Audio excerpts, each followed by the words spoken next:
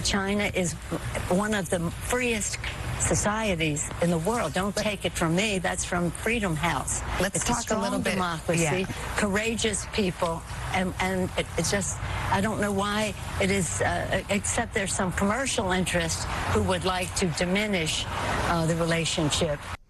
I mean, that's the sort of spoken version of Joe Biden not being able to put his jacket on, isn't it? It is extraordinary. Or falling off his bike. Yeah. I mean, what does she mean by that? I don't know. I mean, I thought she'd misspoke, and then she said it again in another interview. And the whole point, I mean, the Taiwanese are incredibly proud of their democracy. Yeah. Okay, the official name of the island is the Republic of China, but nobody really uses that anymore. Right. It's Taiwan. Right. Taiwan is an incredible democratic success story, an open place that celebrates its diversity. Across the other side of the strait, you've got Xi Jinping's China, which is moving rapidly towards a repressive, grim, dark surveillance state. Yes. The two couldn't be further apart. No. And why would you talk like that generically about China? It's extraordinary. And also to say that the reason for the trip was to illustrate how free China is, and to then kind of trigger military jets flying across the straits and patrolling in military hardware throughout the time that she was there in a very menacing way. I mean, it's hardly illustrating how free it is it? It's extraordinary, and I think that I had thought that one of the benefits of the trip she's done, the way it backfired on Xi Jinping,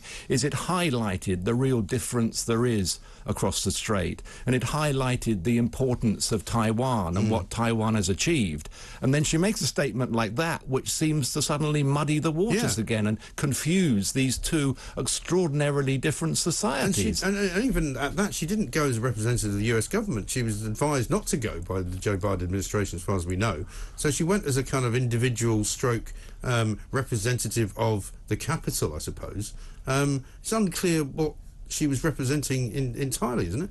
I think that she is probably into her last months in office, and this was very much a sort of swan song of a tour taking in a number of Asian countries. And I think once China has said, we're outraged, you can't go, it was difficult for her not to go. But what she actually achieved is far more difficult to say. I mean, I think that those drills, that militarized tantrum that China threw around the island, was probably in preparation for some time, because they've been slowly increasing the intimidation, and this was a useful pretext, having her going. I think if this hadn't triggered it, something else probably would have done. Might it have had the effect of sort of easing the tension in some ways, because, you know, they've waved whatever it is they've waved around, and now they can go back and just go, well, you can see what we could do. We're just going to go back, sit over there, and you behave yourselves. Yeah, it was calibrated. It didn't start till Pelosi had left. The rabid nationalist social media sites in China, which have a lot of leeway there because their mindset is close to that of Xi Jinping, had been advocating the days before to shoot her plane down, and this got widely applauded. And there was a lot of disappointment on Chinese social media at the nationalist fringes that not only did she land, but she was then allowed to take off again. And the drills started, massive drills involving all aspects of the armed forces, but they started once she's left. But, you know, I suspect the American aircraft carrier, Ronald Reagan, which was hiding across the horizon, was watching very closely, because a big question about the Chinese armed forces is their ability to join all those bits up, because that's the key to modern warfighting. It's not having missiles and shiny ships and planes. It's having the ability to coordinate them all in a serious and meaningful way. And we don't know, the PLA is untested on that. Right. And even Liz Truss has managed to get something out of it. She's summoned the Chinese ambassador to have a word. Nothing at all to do with the leadership campaign for the Tory party, obviously. Absolutely. No, Just happens to be foreign secretary. It's good to see him hauled in, because that doesn't happen anywhere near as frequently as it should. And it's good to see China playing such a prominent role in the leadership campaign. But, you know, let's not forget, both of these candidates were part of a government in which China policy was extraordinarily muddled. The Treasury still seems to live in David Cameron's era of golden relations with China, as if nothing really has happened in the world.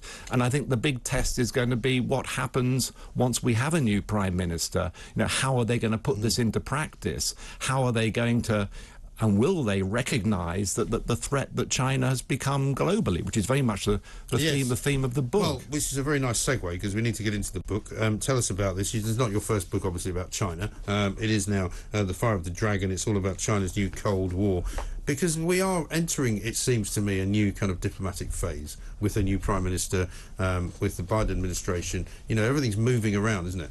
It is. It's a very dynamic period at the moment, and I think that China is quite central to this. If we take parallels, as increasingly we are, with Ukraine and Russia, don't forget that in the run-up to the Ukraine war, the policy very much was appeasing Putin. It was, let's not arm Ukraine because it might upset him. Yeah.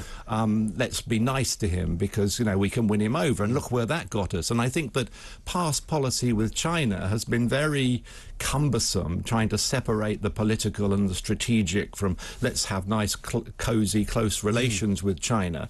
It's been a policy of let's not call out Xi Jinping too much. Let's not really upset China because, you know, we don't quite know where that's going to go. They might not cooperate on climate change, which they don't anyway. Right. It has to be said. Right. But appeasement gets you nowhere. It really doesn't. But one of the things that's happened about the kind of supply chain problems and the recognition now, for example, that, you know, energy shouldn't be coming from all sorts of different countries and maybe it should be more homegrown. I know a lot of American companies are now bringing manufacturing back into the US for things like, you know, car manufacturing, you know, superconductors, that kind of thing. You know, everything that I think Apple are bringing some factories back to the US away from China. So there's a recognition, perhaps, that, you know, maybe China wasn't the answer in the first place. There is, and in fact, a lot among investors there's a real belief now that China may be becoming uninvestable. And it's not just US companies. The CBI here recently said that its members were taking a long, hard look at Chinese investment,